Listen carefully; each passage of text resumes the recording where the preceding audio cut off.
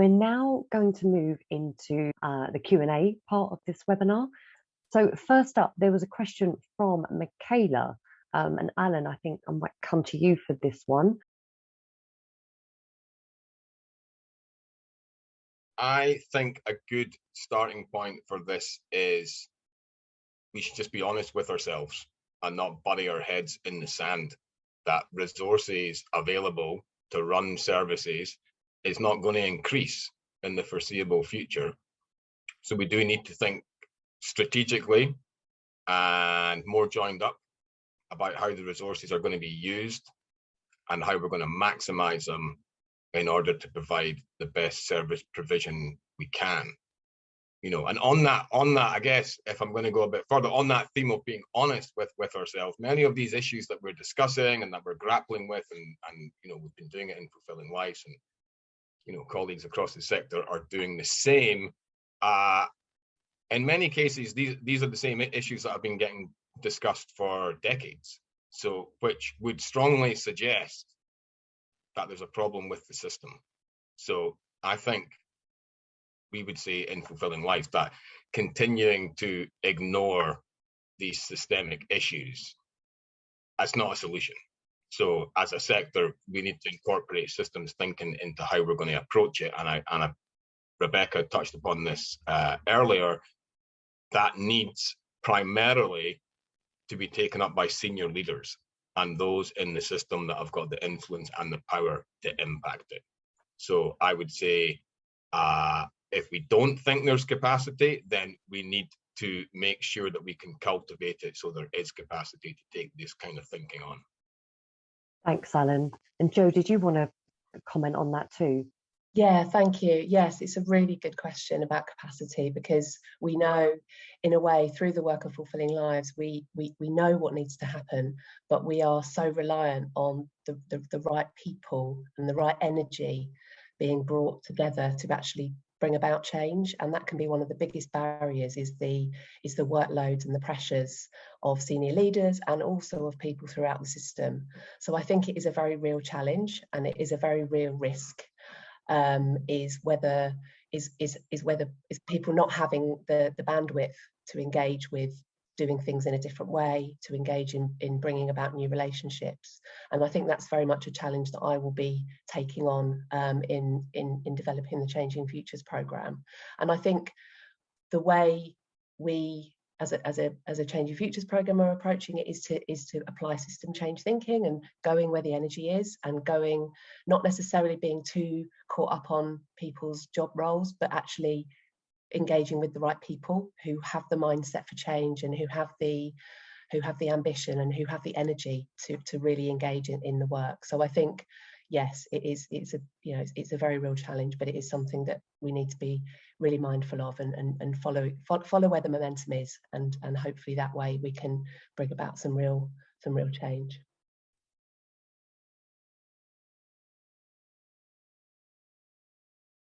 This was a very kind of sprawling bit of work. I think it was over maybe about 2.5 years-ish, and what it culminated in, so it was a kind of twofold approach. It was to influence staff well-being and staff approaches, and how that would then impact on frontline delivery for customers with multiple complex needs. What it culminated in was an 8-video training series being embedded into the learning and training platform across Surrey and Sussex for new work coaches coming into the organisation. Subsequently, actually, it's been picked up by the National Training Policy Team at the DWP. So I think they're hoping to sort of roll this out nationally as well. The feedback we had from staff so far has been fantastic, but we haven't done a formal review of what the customer feedback is. I guess, sort of getting into this, if we had another 5 years, that would be on the list as a priority to go back. What I would say is, I would pass that back to the sector and say, go in there yourselves and experience what the changes are, and engage with the job centre on it. I think what struck us most about the work from the DWP is the perception perhaps from ourselves, but certainly the kind of vibe that we were getting from across the sector was that the DWP or job centres were not open. They were a bit closed. They didn't want to engage with this kind of work. I think we can say from our perspective in Fulfilling Lives, they've been some of the most open, risk-taking partners that we've had over the last 8 years. So I would say go in there and test it for yourself.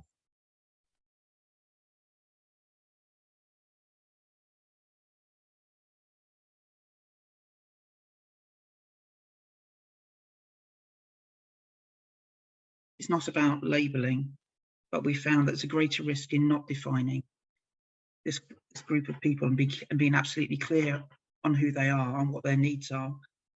Otherwise, how can they be served? It's not about labelling.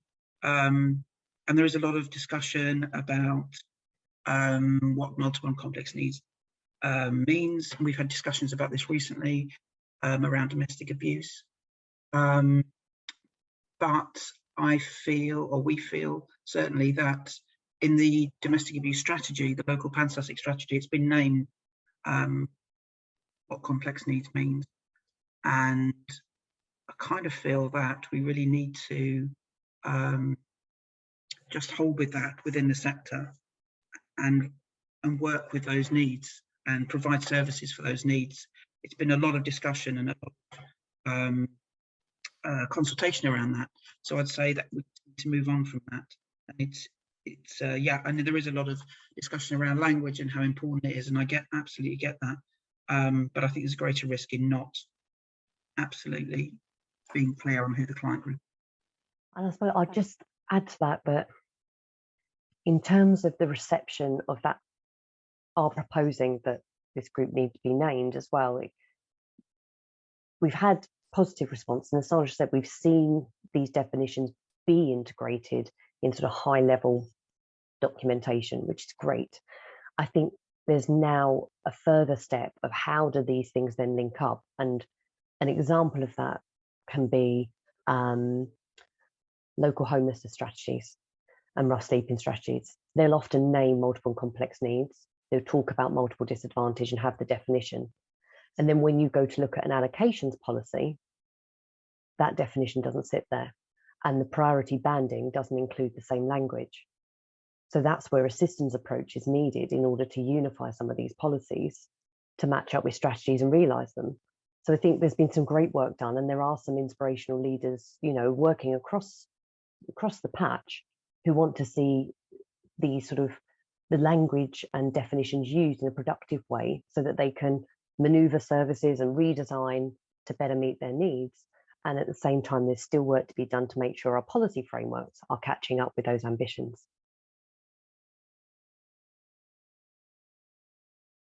I think I read earlier in the chat, I can't recall who it was, somebody saying it was apparent, or they were surprised about the kind of level of involvement it took from professionals and stakeholders and the amount of time it took. You're absolutely right. And that is really a starting place to answer this question about how do you get key stakeholders who hold levers of power who can then influence the system.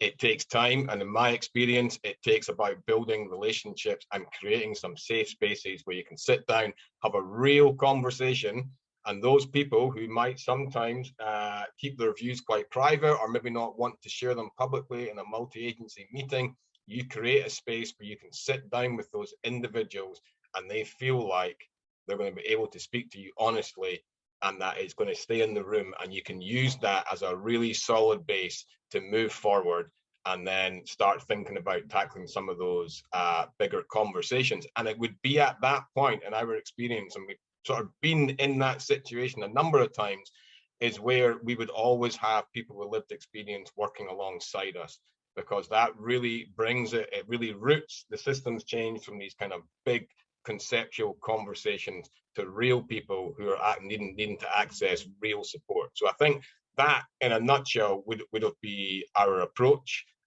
It's something I think if you go forward and engage in systems change, you will absolutely come up against. But I think really at the heart of systems change is people, and at the heart of people is building relationships. That has been my experience over the last 8 years working with Fulfilling Lives. just to build on that, I think we've learned that often having a conversation first about why we're in the room, rather than maybe the detail of a particular policy first off, doing that bigger discussion about values and why we're here, and asking honestly, did you feel you just needed to come to this meeting, or should you get told off?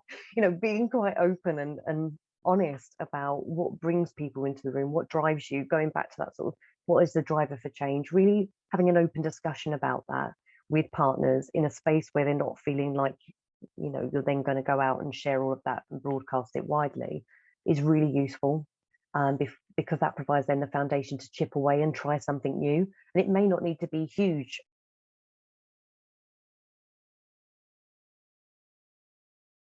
Not always, but sometimes it does.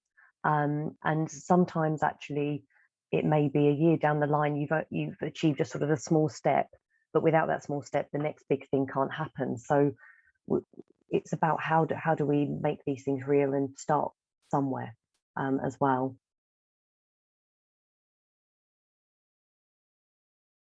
Yeah, so there's a couple of methods that Fulfilling Lives has come together on a national level. Firstly, the System Change Action Network, another acronym, SCAN, which is made up of the programme leads across, well, originally all 12 Fulfilling Lives. They're not all 12 are still live, unfortunately, but the leads from all the programmes. And there was, even though Fulfilling Lives operated across different geographical areas of England, a lot of the themes and the learning and the priority areas were very similar. And so I think what we recognised that was we needed to have a link into policy, because there was having a shared platform to be able to broadcast some of the learning at a national level was much more powerful than doing it in 12 different local areas. So with colleagues from MEME, the Making Every Adult Matter Coalition, and their policy team, we compiled a number of reports detailing the key learning from across the programme, and these have been used to influence at a national level. So they've been shared with policymakers and the Great and the Good in Westminster, as well as leads from national charities. So yeah, we can share the links to some of those reports, and I think some of the reports have actually influenced the development of the Changing Futures programme, certainly.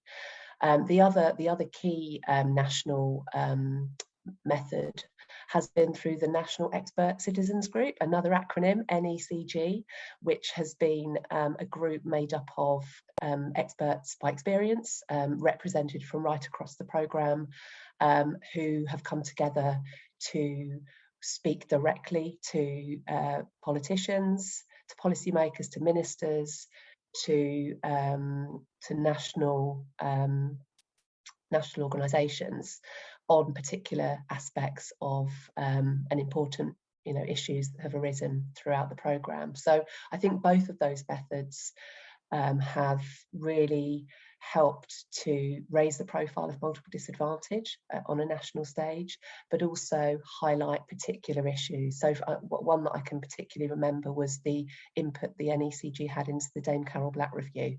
So there was a huge amount of local consultation that was done through our lived experience networks that was fed in alongside other lived experience networks from right across England, which heavily influenced the recommendations of the Dame Carol Black Review, and now has actually translated into increased funding and hopefully improvements that will come about over the coming years. And in terms of co-production, I think what we've been able to do is evidence that by embedding it from the beginning, the value is kind of brought from that point. So using the university example, by making the content informed by the experience of lived experience, it meant that people were getting direct teaching from the people that they were due to be supporting once they started social work as their profession. And that's also about targeting that you're learning and educating at people at the beginning of their journey. And also it's about bringing co-production throughout the process. So through the delivery, so empowering people to deliver services and work with as part of them. And then also within the evaluation, which is also about celebrating it. So that empowerment is done through celebrating the successes of people with lived experience when you involve them. So through the blog, we were able to capture what it was like for someone with lived experience to deliver the training, and also the effect that had on students as well. So I think as long as you keep celebrating, it keeps that empowerment going as well.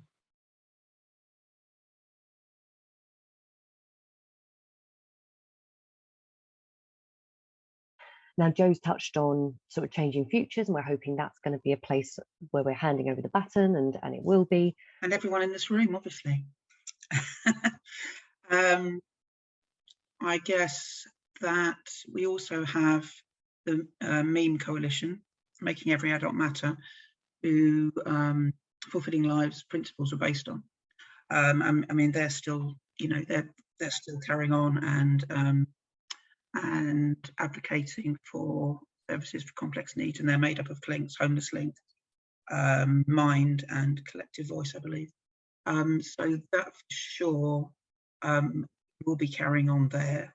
And I guess the work that we've done around the domestic abuse, Pan Sussex strategy, for example, I mean, that will carry on. That strategy goes on till 2024. So that will definitely, our input into that will, well, I'm pretty sure that will change the way that women with multiple complex needs experience safe accommodation. We've also been working with Brighton Refuge and just brokered, you know, really good relationships with them, did some training last week around overcoming any barriers to housing women with complex needs. So that's a couple of examples. Yeah, I think we've got some really tangible examples of how those partnerships have really embedded recommendations for the future, and we see what we've put in our reports being replicated in strategies and policies for the future. So we're really pleased to see that happen, and we hope that safeguards then the change for the future in those ways of working. Can I also say, Rebecca, sorry, I forgot to mention the tag, obviously the East Sussex tag. Hopefully that will continue to make a huge difference in the lives of people experiencing complex needs living in a temporary accommodation. And obviously with Just Life, obviously flying the flag for that amazing organisation, and Alan at Citizens Advice, who's been a great chair there. Hopefully that's going to carry on and continue to make a huge impact and share training and learning across the sector. So yeah. Great, thank you. Yeah, and Alan has posted in the chat about the sort of driving purposes of Citizens Advice nationally, and the fact that they as an organisation are researching issues that affect clients and campaigning to bring about positive improvements. There are these organisations in Sussex doing this work as well. So it'll be important to help, ensure that people collaborate and acknowledge we're all doing this, we're looking for similar goals here and collaborating. And we've definitely been inspired by some of the Citizens Advice work, particularly around the Charter and TA.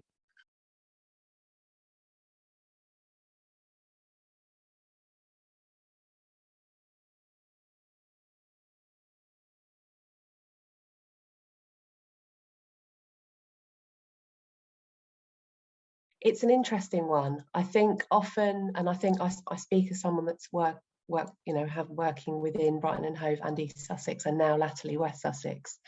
And I think often it can seem like, oh, if only we had a unitary authority, it would all be easy. But I'm just having a look to see if there's any colleagues from Brighton on the call. It doesn't necessarily mean it's really straightforward just because you're in a unitary authority. There are still challenges around different directorates, different funding streams, different leaders. So it doesn't automatically follow that just because adult social care and housing are within the same authority that things will be seamless and smooth between them. So I would say it's a really strong point. I think ultimately it should be more straightforward within a unitary authority to affect some of the change that we need to see. However, there is some really interesting work going on across East Sussex and West Sussex, which are both two-tier authorities. I'm thinking in particular, West Sussex last year signed a memorandum of understanding with Sussex Partnership Foundation Trust to link more strongly mental health and housing across the authority. And one of the things that Changing Futures is looking at doing is seeing if we can explore how that could roll out across the area. So I think there are opportunities that can be built on working within unitary authorities. There are also some really good networks within housing. So for example, in East Sussex, there's the ESHOG, the East Sussex Housing Officers Group, which is a really constructive and strong partnership across districts and boroughs, which enables the East Sussex County Council to engage really effectively with districts and boroughs. So I wouldn't say it maybe is a little bit harder, but I don't think it's not impossible, and there's some really positive partnership work going on. And I think just going back to the point made earlier by colleagues about the relationships are key. And I think if you can build relationships between authorities, it's just as possible as within authorities to affect change.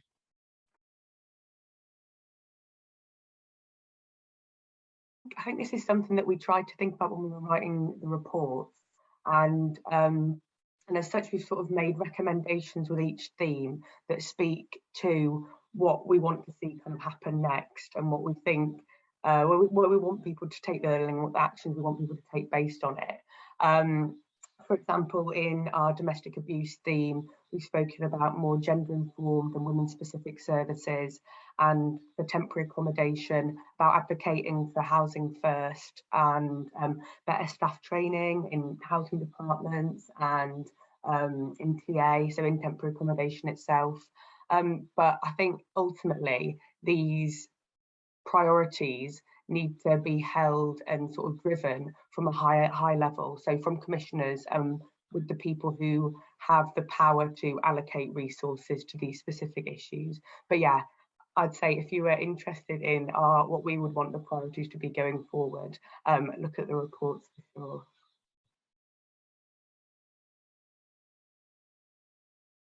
That's a big question. I mean, we've shared some of our highlights today in the webinar, but I think their overarching feeling we've got is that systems change, and thinking in systems and pulling up and looking at things from that perspective is absolutely core to driving any form of change. And without that as a foundation, then the transformation change that's required isn't going to happen. So I think that's been one of our sort of overarching lessons. And then from within that, we've looked at how is that enabled, and what does that really mean in practice. One of the companion reports we have looks at things sort of for a thematic element. So it has looked at health inequalities and domestic abuse work, and we've reflected on what we've learned, what impact our work's had, but also looked to the future as well, and put out a set of sort of recommendations for that particular thematic system as well. And that's been guided by what we've learned and what we struggled with and where things have gone right and wrong. So I think hopefully today there's some messages, headlining what we've learned, but I think our reports capture that in a lot more detail, and hope that it can be useful to colleagues across the system really trying to promote positive changes.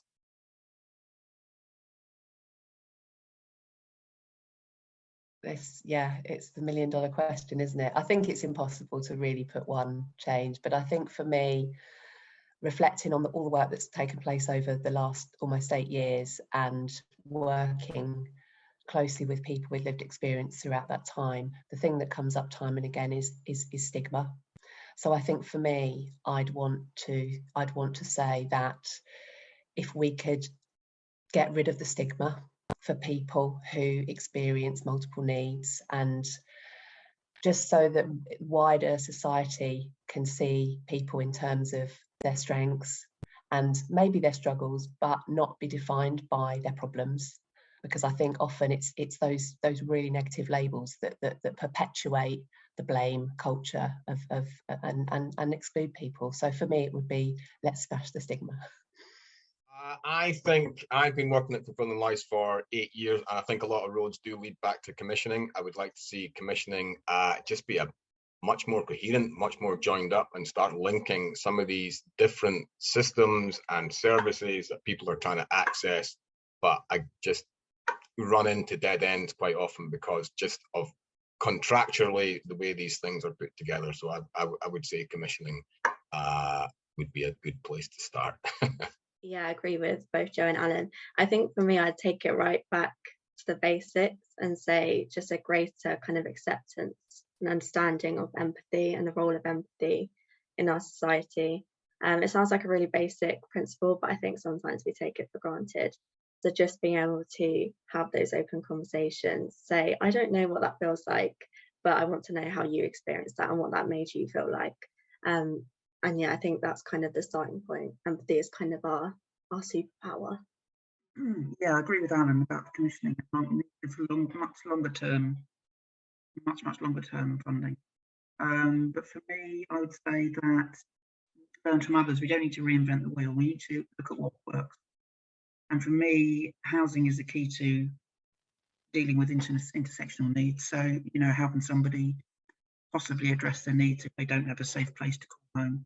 You know, they can't address that in unsuitable temporary accommodation, for example. So I would just say, and I know I bang on about it all the time, but housing first. You know, a true housing first model works. You know, it's worked in Finland, works in America, Canada. I would say for me, not having those as projects, having that as just embedded as the, you know, as the way forward for all housing authorities. I think I would say, kind of building on what Joe and Emily said, having co-production as a sort of guiding principle. I think for anyone wanting to do systems change, it's really important to make sure that you're involving people who are using the services and the systems that you're wanting to change at every level. So I think when problems come up, it's often because services become detached from the actual experiences of the people who are using their service, or they don't have the time to think about having user forums, or actually, you know, putting time into how they might start employing people as part of the service who have lived the experience. But I think when you kind of give time and resource to that, it's going to guide the work and keep it really strong on course. So I'd say, yeah, that was my lesson. From my perspective, and I've been buying myself some time, I think that some systems changes can be accelerated by some decisions at very top level. So for example, if a decision were to be made that no commission service that caters for people with multiple and complex needs can go to tender without a co-production assessment, then we might see lived experience voices coming to the fore a lot more quickly. And I know there are people across the system that want those sorts of things to happen, and there's lots of goodwill and nurturing of that. But I do think some of this can be fast-tracked by having no decision made at a high level quite quickly. So I think co-production would be one, trauma-informed practice, and actually a commitment to systems change and the impact of one policy, looking at how one policy is going to impact on another, and that thinking being done before they're signed off.